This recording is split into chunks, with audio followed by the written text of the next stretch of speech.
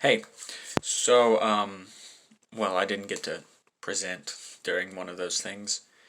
Well, I don't know if it's really on, so I'm gonna do this, and it's a YouTube video I'm doing for the red wheelbarrow revision.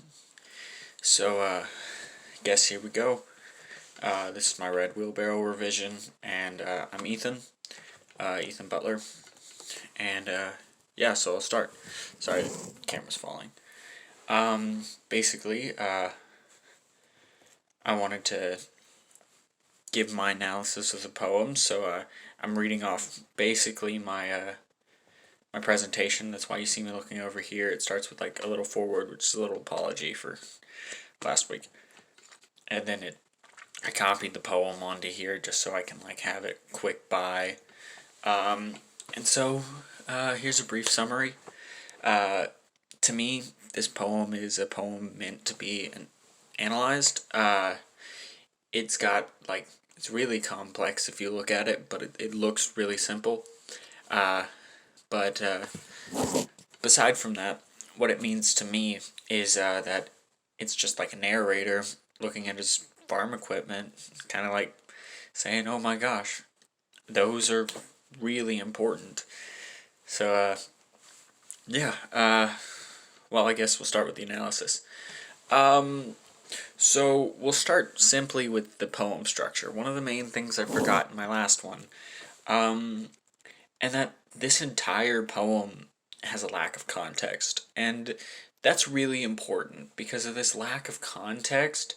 It leaves the meaning of the poem completely up to the reader, and so you know, it's really important that fact that the meaning is up to the reader for anything. You don't know what it means because there is no context to prove you right, but there's no context to prove you wrong either.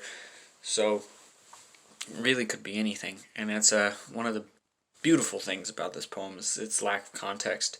In my circumstance, the lack of context goes to show the narrator just like how important how the narrator thinks that his farm equipment, his red wheelbarrow, is so important to him and that he's focusing on it.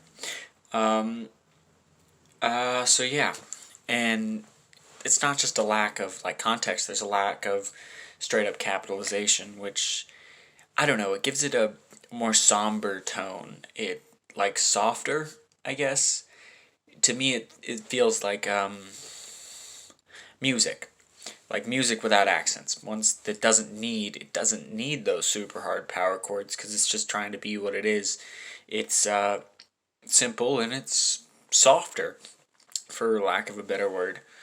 Um, so yeah, and there's another thing is that there's no punctuation either. So there's no definitive. This is where this word stops. This is where this word stops. It basically just goes like it stops after each stanza or after each line. It's up to the reader, which is one of the beautiful things about this poem. As I said, that pretty much everything's up to the reader. So yeah, and then I go on to say that the stanza has a one-word second line, which I think is incredibly interesting, and especially in the second stanza where it's wheel then barrow, like splitting the word. I feel that provides like a tone. I don't know exactly how to put it, but it's with the lack of capitalization and punctuation. This structure, to me at least, gives it a more softer, somber, nostalgic tone, which is really interesting for a poem. So, wow, it's already been 4 minutes of me talking, and we're going to the stanzas. So, the first stanza, it has a lack of capitalization, as all of them do. So it's going to have like a softer tone, as I've stated. And basically, this one you can take at face value. There's no need to really read into, what it means because there's not much to read into. It just states that something is important. That so much depends upon whatever comes next. So yeah, basically that's the summary for that stanza, is that something that follows is important. Stanza 2. Now this is where it gets interesting. Stanza 2 goes a red wheelbarrow. Not a lot of context. Take it with the first stanza, you can just see that this red wheelbarrow is important. But the interesting thing is that this poem has no context. The red wheelbarrow could just be a red wheelbarrow, or it could be an allegory for something else. Farm equipment, agriculture as a whole.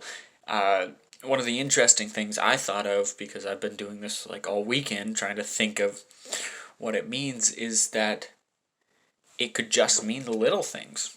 A red wheelbarrow is something we kind of just see, and it's like, oh yeah, that red wheelbarrow, that's everywhere. That's a little thing we don't really focus on. And so it could just mean that focus on the little things, the little mundane things that we just take for granted. But in my case, it kind of just presents a red wheelbarrow. And so, yeah, it's incredibly interesting stanza. It paves the way for the rest, too. So, yeah. On to the third stanza, it basically just shows like a glaze of rainwater. But what exactly is a glaze of rainwater? Well, much like the red wheelbarrow, there's no context to prove what it is. To me, it sounds like morning dew. But it could be, it just rained, and it's like the leftover. It could be